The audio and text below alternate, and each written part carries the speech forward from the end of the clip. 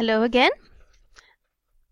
As usual, my name is Sarai, and I will tell you a little bit about how to structure a discussion essay or an argumentative essay, or you can use it for a speech as well. First and foremost, when you introduce something, you talk about something that has happened in the society, a new law, or somebody that has made a statement on the situation for the homeless or outcasts in the society. It's good to refer to an authority in the beginning that either agrees or disagrees with the issue that you plan to argue for or discuss. As a background, you can say, what was the situation like before?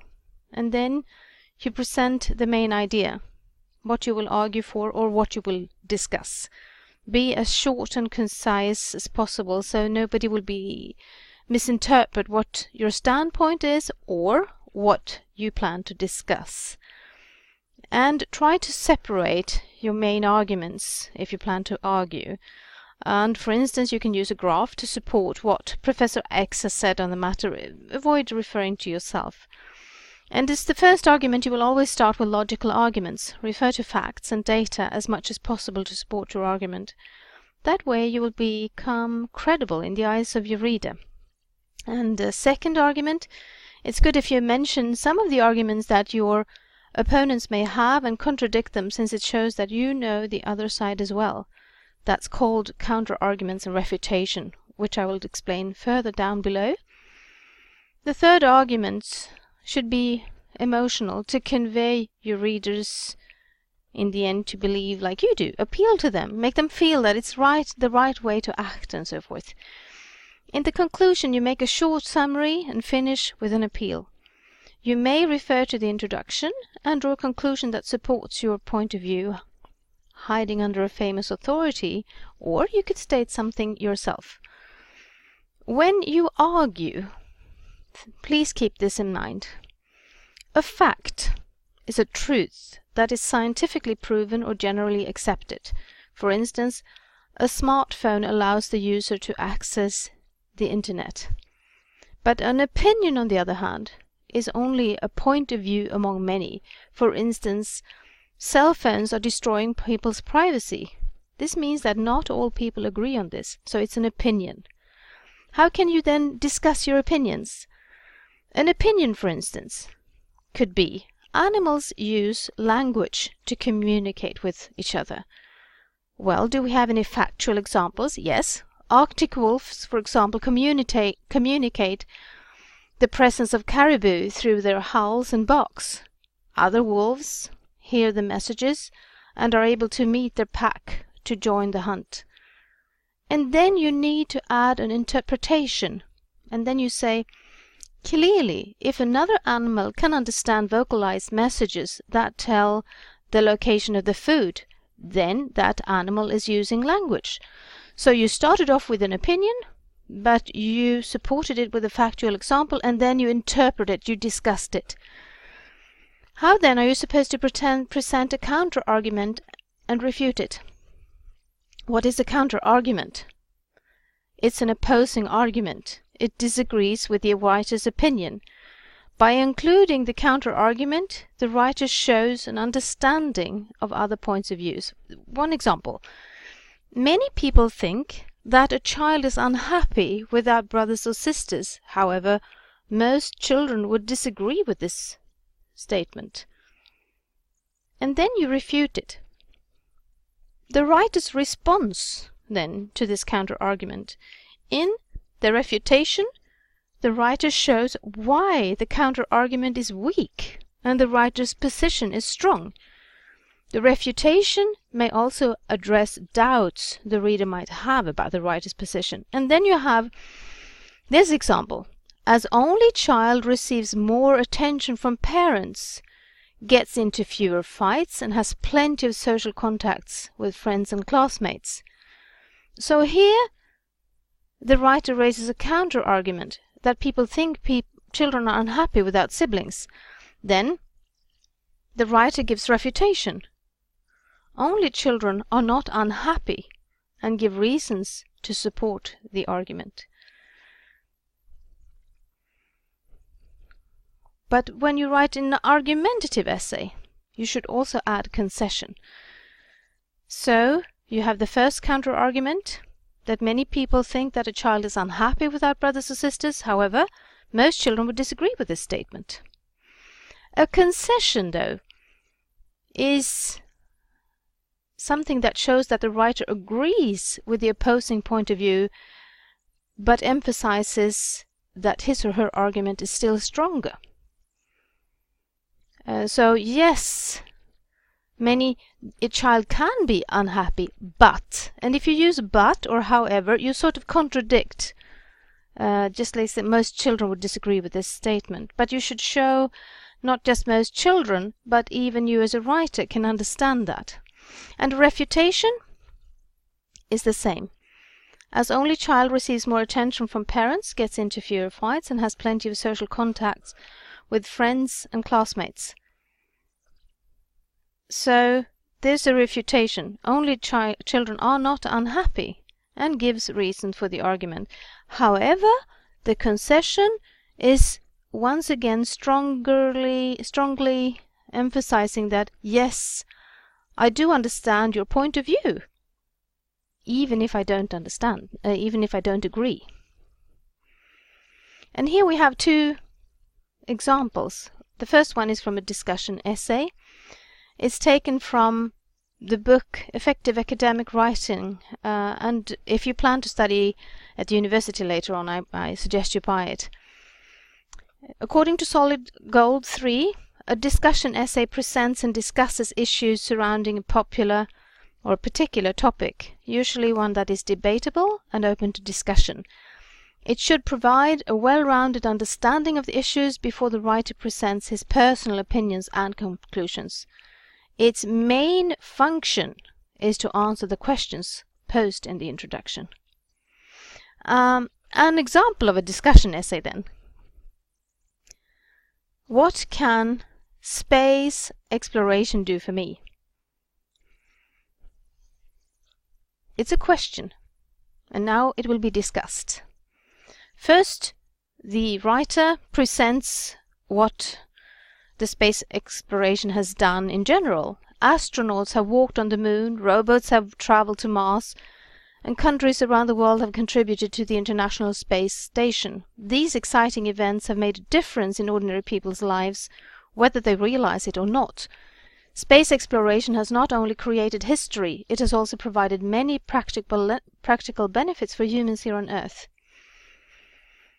And then it becomes, that's the general. And then we focus on what's so specific. The importance of space programs can be seen in the technology we use every day. Satellite technology allows people to make phone calls, watch TV shows, and listen to radio programs from everywhere on Earth. Also, many of the advances in computer technology were first invented to support space exploration. For example, the National Aeronautics and Space Administration, NASA, has contributed to the creation of software that people use every day in manufacturing and design. Robotic technology is another useful example. Engineers design robots to work on the International Space Station, but now robots are being developed to do jobs here on Earth. So also only positive arguments. However, now we can see here something else. Even with all these advances, some people claim that space exploration is an expensive luxury that takes money away from important programs such as healthcare and education. However, if they considered how space technology has improved life on Earth, they would see that space exploration is actually important to civilization. Here you see a counter-argument that is mentioned, that it is expensive, but here it's refuted. And then back to the arguments again. Space exploration creates a need for technological advances. Later these advances are used in other ways to help people. Wonderful new inventions such as satellites and computers are just a beginning. In the future, space exploration will provide useful and amazing new inventions that we cannot even imagine in the present.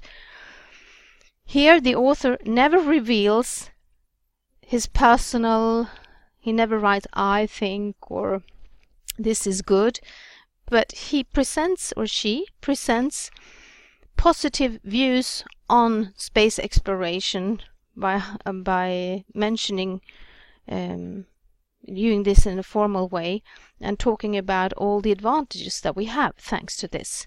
So it's very positive, but it mentions that it's expensive because that's mostly the argument used against it. And the second example then on an argumentative essay is taken from the book Successful Writing Proficiency, and it's written by Evans. And that's also a really good book because they have many different types of letters, formal letters and academic essays that you can need in the future. And an argumentative essay always begins with a statement that expresses a belief, a point of view, or an opinion that a writer intends to convince his or her readers about. A very interesting topic. I haven't written this one, but it's about censorship is necessary in modern society. And here the person strongly feels that a certain degree of censorship is necessary in this modern world. And we will see the arguments as follows. Censorship is an issue which frequently generates a great deal of heated debate, which supporters maintaining that it is vital in order to protect society, whilst opponents claim that it is an unjustifiable restriction of public access to information. And now you can see the thesis. However, a certain degree of censorship is necessary in modern society. So there is a strong opinion that this person will defend. Firstly, all countries have secrets which must be safeguarded for reasons of national security. For instance, if an enemy country were to acquire such highly sensitive information, the effects could be catastrophic. Consequently, governments have to have the power to restrict access to information concerning areas such as the armed forces or particular aspects of foreign policy. Here they are using a little bit of threatening arguments. Secondly, it is often argued that censorship is necessary to prevent the broadcast and publication of obscene material which is considered offensive or harmful to public morals. Many people feel that without censorship the public would be constantly subjected to material that the majority would find offensive. For this reason, the government has a duty to impose certain restrictions on the mass media by censoring films and texts which contain explicit scenes of sex, violence and foul language. Here there is an argument showing that, it's there to protect you. So it's a kind of law. And then we see the counter-argument. In contrast, opponents of censorship point out that when it is abused by governments, censorship becomes an instrument used to misinform society and maintain power. In order to control the flow of information which reaches the public, repressive regimes try to put constraints on the media, thus denying citizens the right to information owing to the fact that governments believe it may lead them to seek greater freedom. Here the author is really highlighting a very, very important fact regarding censorship. But later, in the next paragraph, they sort of forget all about that, and then they say, but they also show understanding, compassion, empathy, that of course we understand why you don't like censorship. And then they mention, furthermore, it's generally felt that mature adults are able to make informed choices about what they watch, read and listen to, and should therefore be permitted to make their own decisions. For example, some comedians make use of offensive language and taboo subjects in their performances. Critics of censorship argue that the only people who will watch or listen to such material are adults who have made a conscious decision to do so. Thus, it can be claimed it is unjust to censor material like this since it is not forced upon people who may subsequently be offended by it. So here is another argument showing empathy for the ones the counter arguments. But at the end, this writer says, all things considered, it can